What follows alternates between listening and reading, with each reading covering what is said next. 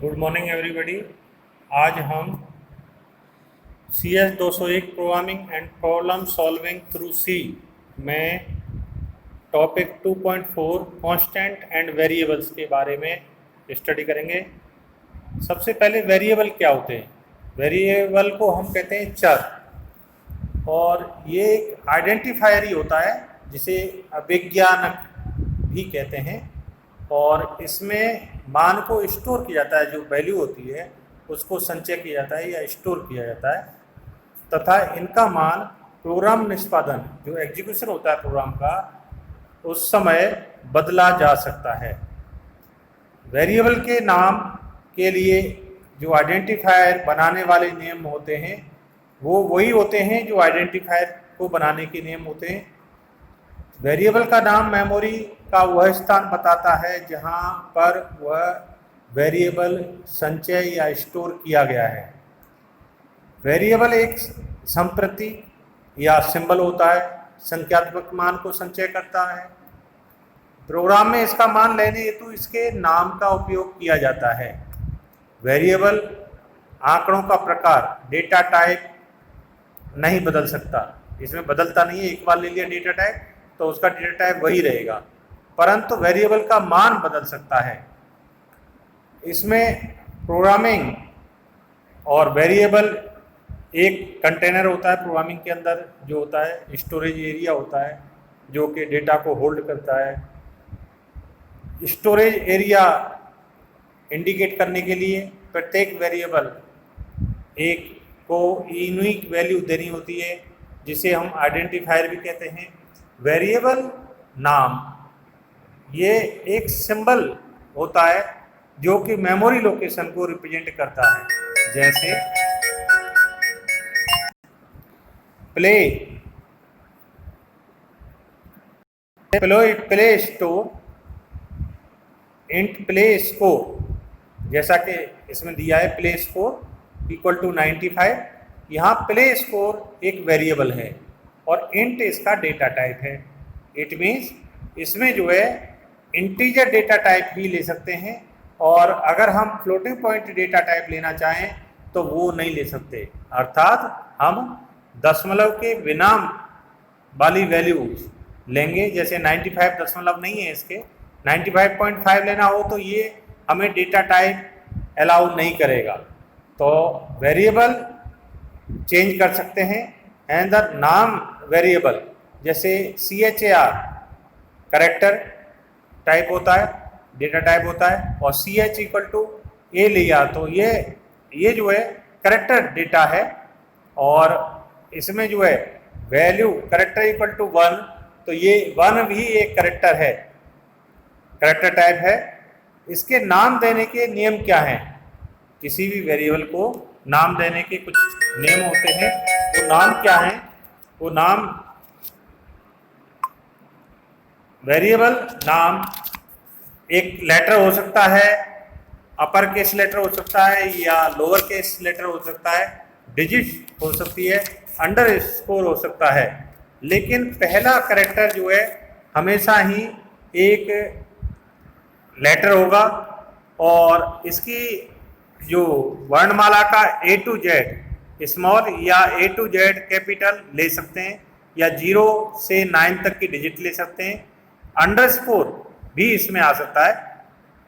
Identifier में अधिकतम 31 अक्षर हो सकते हैं। ये शब्द कीवर्ड या आरक्षित शब्द नहीं हो सकते, कीवर्ड या आरक्षित शब्द नहीं हो सकते। लेकिन प्रथम लेटर जो है हमेशा वेरिएबल का या तो लेटर होगा या अंडरस्कोर हो सकता है। और कितनी वेरिएबल का नाम लेना है ये कोई नियम नहीं होता, और आइडेंटिफायर जो अलाउ करता है उतना हम ले सकते हैं।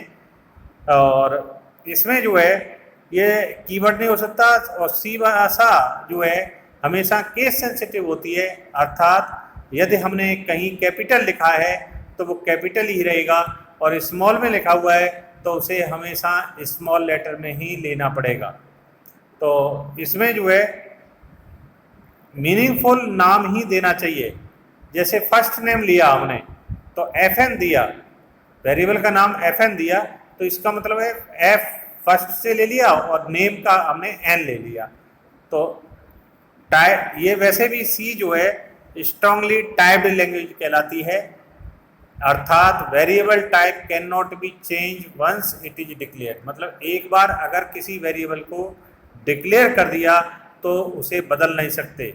जैसे हमने आगे इसमें दिया हुआ है INT नंबर इक्वल टू 5, तो INT इंटीजर टाइप इसमें डिक्लेयर किया हुआ है नंबर को, और जिसकी वैल्यू 5 है तो हम इसको जो है इंटीजर ही रखेंगे, इसको डेसिमल में 5.5 या इस तरह की वैल्यू हम नहीं ले सकते। और डबल या फ्लोट टाइप भी हम इसको जब तक कंसीडर नहीं कर सकते जब तक कि इसको जो है बदला नहीं जाए, इसका डाटा टाइप नहीं बदला जाए।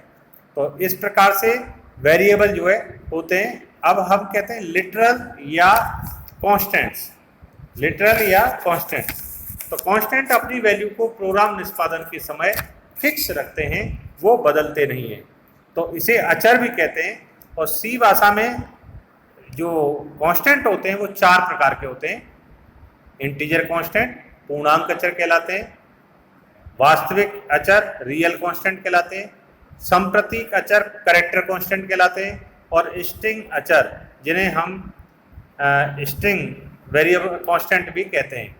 पूर्णांक तथा वास्तविक अचर संख्याओं को बताते हैं। ये जो है संख्या बताएंगे कि इसमें जो है दशमलव वाली संख्या नहीं आएगी।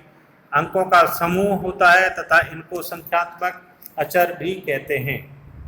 पूर्णांक जो इंटीजर कांस्टेंट होता है वो दशमलव बेस 10 ले सकते हैं, ऑक्टल बेस 8 ले सकते हैं, हेक्साडेसिमल बेस 16 भी ले सकते हैं, 16 ले सकते हैं।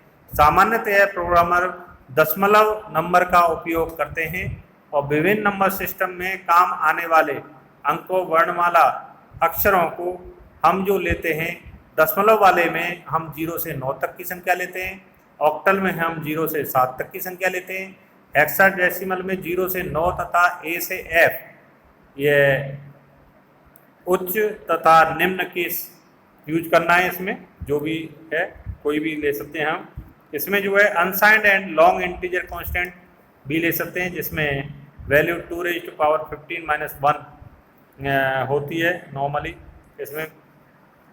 और वास्तविक जो इसमें वैल्यू जो होती है वो पूर्णांक संख्या होगी। इंटीजर में जैसे 25 लिया ये पूर्णांक संख्या है, 300 लिया ये भी एक पूर्णांक संख्या है। दशमलव नहीं आएगा, डॉट नहीं आएगा, और बीच में संख्या के बीच में तो डॉट नहीं लेना है। अब आता है रियल कांस्टेंट, इसे हम कहते हैं फ्लोटिंग पॉइंट रिप्रेजेंटेशन। तो फ्लोटिंग पॉइंट रिप्रेजेंटेशन में जैसे ये होता है 2.5 है, इस प्रकार के अगर लेने हो तो हम जो है इसको हम कहते हैं कि वास्तविक रियल कांस्टेंट या वास्तविक संख्याएं कहा जाता है इनमें। और फ्लोटिंग पॉइंट रिप्रेजेंटेशन में फ्रैक्शनल फॉर्म हो सकती है या एक्सपोनेंशियल फॉर्म, 2 प्रकार की फॉर्म होती हैं इसमें। या तो फ्रैक्शनल, इसे कहते हैं घात, एक्सपोनेंशियल घातांक रिप्रेजेंटेशन कहलाता है, और दूसरा जो है आपका जो है फ्रैक्शनल फॉर्म कहलाती है। तो इसमें हम जो है दशमलव के बाद जैसे दशमलव की संख्याएं ले सकते हैं, और अगर पूर्णांक संख्या लेनी है जैसे 2 लेनी है तो 2.0 लिखेंगे फिर हम इसको, और इसको हम 0.96 ऐसे ले सकते हैं, 72.17 ले सकते हैं, और 0.00000234 जैसा कि दिखाया गया है ये ले सकते हैं। माइनस में भी संख्या ले सकते हैं। और इस प्रकार से अगर रिप्रेजेंटेशन हमें घातांक फॉर्म में लिखना है तो हम ये जो है इसमें जो है 10 की घात लेते हैं, और 10 की घात लेने के लिए हमें इसको फिर उसमें बदलना पड़ता है, घातांक फॉर्म में चेंज करना पड़ता है। इसके बाद आता है कैरेक्टर कांस्टेंट, संप्रतीक अचर। Character literal created by enclosing a single character inside a single quotation mark. अर्थात जो संप्रतीक अचर होता है उसमें एकल संप्रतीक मतलब सिंगल कैरेक्टर होता है, एक ही कैरेक्टर लेंगे। जैसे ए लिया, 0 लिया, बी लिया, इस तरह से लेंगे, लेकिन इनको डबल कोट में बंद करके सिंगल कोटेशन मार्क में बंद किया जाता है।